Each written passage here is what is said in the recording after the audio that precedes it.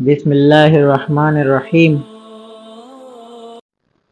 کیا دنیا عثمان غنی کی سخاوت پیش کر سکتی ہے؟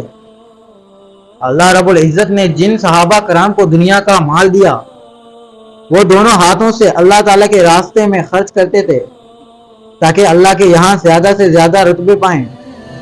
سیدنا عثمان کو اللہ رب العزت نے خوب مال دیا تھا، ان کے دل میں مال کی محبت نہیں تھی، وہ اپنا مال اللہ کی راہ میں خرچ کرنے میں کبھی دریغ نہیں کرتے تھے۔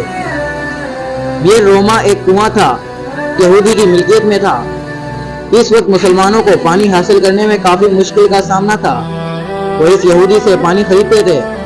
جب سیدنا عثمان نے دیکھا کہ مسلمانوں کو پانی حاصل کرنے میں کافی دشواری کا سامنا ہے تو وہ یہودی کے پاس گئے اور اسے فرمایا کہ یہ کنواں فروخت کر دو۔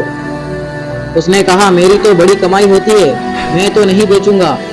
یہودی کا جواب سن کر سیدنا عثمان غنی نے فرمایا کہ آپ آدھا بیچ دیں اور قیمت پوری لے لیں۔ وہ یہودی نہ سمجھ سکا، اللہ والوں کے پاس فراست ہوتی ہے۔ یہودی نے کہا ہاں ٹھیک ہے کہ آدھا حق دوں گا اور قیمت پوری لوں گا۔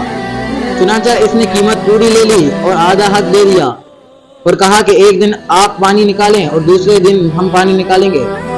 سیدنا عثمان غنی نے اسے پیسے دے دیے تو آپ نے اعلان کروا دیا کہ میری باری کے دن مسلمان اور کافر سب بغیر قیمت کے اللہ کے لیے پانی استعمال کریں۔ جب لوگوں کو ایک دن مفت پانی ملنے لگا تو دوسرے دن خریدنے والا کون ہوتا تھا؟ چنانچہ وہ یہودی چند مہینوں کے بعد آیا اور کہنے لگا جی آپ مجھ سے باقی آدھا بھی خرید لیں۔ آپ نے باقی آدھا بھی خرید کر اللہ کے لیے وقف کر دیا۔ سبحان اللہ۔